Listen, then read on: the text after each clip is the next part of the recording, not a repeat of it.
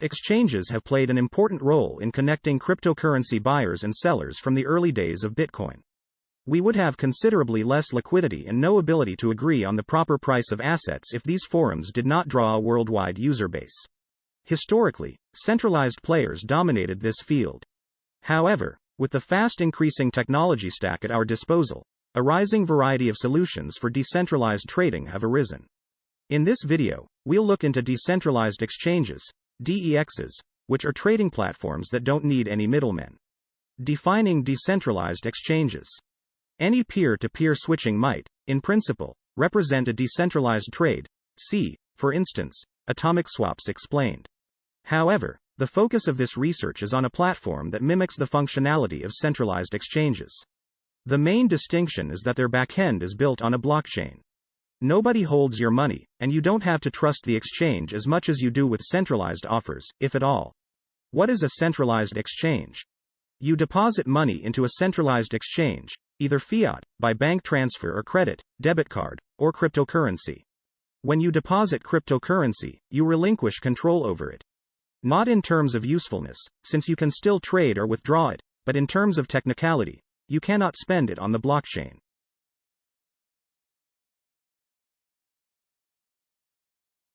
Because you do not control the private keys to the money, when you withdraw, you must request that the exchange sign a transaction on your behalf. Transactions do not take place on-chain while trading. Instead, the exchange assigns balances to customers in its own database. Because blockchain's sluggish speeds do not inhibit trade, and everything takes place in a single entity's system, the whole process is very simplified. Cryptocurrencies are simpler to acquire and trade, and you have more instruments at your disposal. This comes at the expense of independence. You must trust the exchange of your money. As a consequence, you put yourself at risk from a counterparty.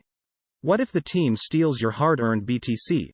What if a hacker destroys the system and steals the funds? This is an acceptable degree of risk for many people. They just stick to trustworthy exchanges with proven track records and safeguards to prevent data leaks. What is a decentralized exchange? DEXs resemble their centralized counterparts in certain aspects but vary drastically in others. To begin, customers may choose from many distinct forms of decentralized exchanges. The connecting thread among them is that orders are performed on-chain, through smart contracts, and that consumers never give up control of their assets. Although some work has been done on cross-chain DEXs, the most popular focus is on assets on a single blockchain, such as Ethereum or Binance Chain.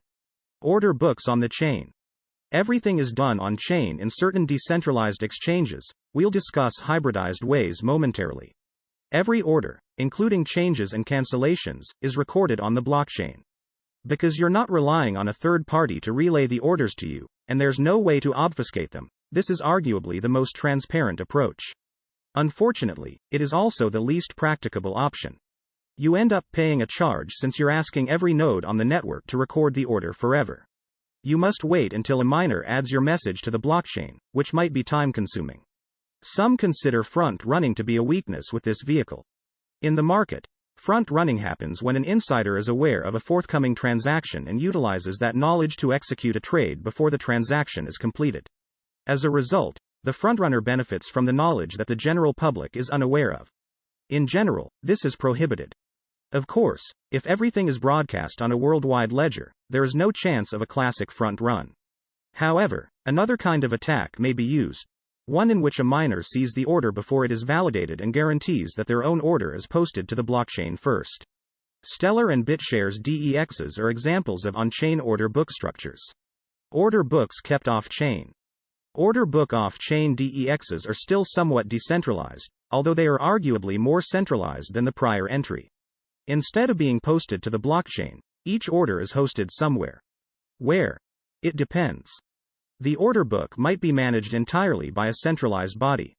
If that entity is evil, it may be able to manipulate the markets to some degree, i.e., by front-running or misrepresenting orders. You would, however, profit from non-custodial storage. A notable example is the 0x protocol for ERC20 and other tokens launched on the Ethereum blockchain.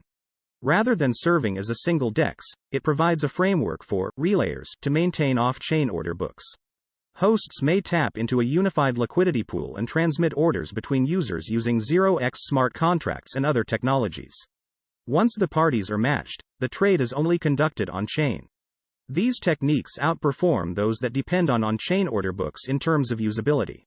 They do not encounter the same performance limits since they do not access the blockchain as often. Still, the trade must be resolved, hence the off-chain order book mechanism is slower than centralized exchanges. Market makers that are automated, AMM. Tired of hearing the phrase, order book? That's great since the automated market maker, AMM, approach does away with the concept entirely. It doesn't need creators or takers, just users, game theory, and a little formulaic black magic. AMMs differ depending on how they are implemented. In general, they connect together a collection of smart contracts and provide creative incentives to encourage user engagement. We won't go into depth about various implementations, but for an example of how the Uniswap DEX works, see what is Uniswap and how does it work. Today's AMM-based DEXs are generally user-friendly, connecting with wallets like as MetaMask or Trust Wallet. To settle transactions, however, an on-chain transaction is required, as with other types of DEXs. Uniswap and Kyber Network, which uses the Bancor protocol, are two projects that are working on this front, both of which facilitate the trade of ERC20 tokens. DEX advantages and disadvantages. In the preceding sections, we discussed some of the benefits and downsides of DEXs in broad strokes. Let's go a little further into these. DEX advantages. No KYC. Many exchanges need KYC, AML, Know Your Customer and Anti-Money Laundering, compliance. Individuals are often required to present identification documents and proof of address for regulatory purposes. Some people are concerned about their privacy, while others are concerned about their accessibility. What if you don't have any proper documents? What if the information becomes public? No one verifies your identification since DEXs are permissionless. You just need a cryptocurrency wallet. However, when DEXs are largely managed by a central body, there are specific legal constraints. If the order book is centralized, the host must comply in particular instances. There is no counterparty risk. The main advantage of decentralized cryptocurrency exchanges is that they do not store any of their clients' money. As a result, even catastrophic breaches like the 2014 Mt. Gox attack will not jeopardize users' cash or disclose critical personal information. Tokens that aren't listed.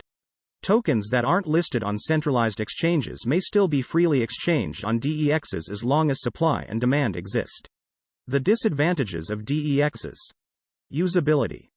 DEXs, in reality, aren't nearly as user-friendly as conventional exchanges.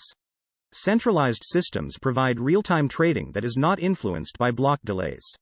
CEXs provide a more forgiving environment for newbies inexperienced with non-custodial cryptocurrency wallets. You can easily reset your password if you forget it. However, if you lose your seed phrase, your money is irretrievably gone in cyberspace. Volumes of trade and liquidity. The volume traded on CEXs continues to outnumber that of DEXs. Perhaps more importantly, CEXs typically have higher liquidity. Liquidity is a measure of how quickly assets may be bought or sold at a fair price. In a highly liquid market, bids and requests vary slightly in price, indicating intense rivalry between buyers and sellers. In an illiquid market, it will be more difficult to locate someone willing to trade the item for a fair price. Because DEXs are still relatively new, there isn't always supply or demand for the crypto assets you want to trade. You may be unable to locate the trading pairs you need, and even if you can, assets may not trade at a reasonable price. Fees. Fees on DEXs aren't usually higher, but they may be, especially if the network is busy or you're utilizing an on-chain order book. Final thoughts. Over the years, several decentralized exchanges have developed, each iterating on past efforts to improve the user experience and construct more robust trading platforms. Finally, the concept seems to be highly associated with the ethos of self-sovereignty. Consumers do not need to trust a third party, as with cryptocurrency. Ethereum-based DEXs have witnessed a significant increase in use as a result of the emergence of DeFi. If the current trend continues, we should expect more technological innovation across the board. Thank you for watching.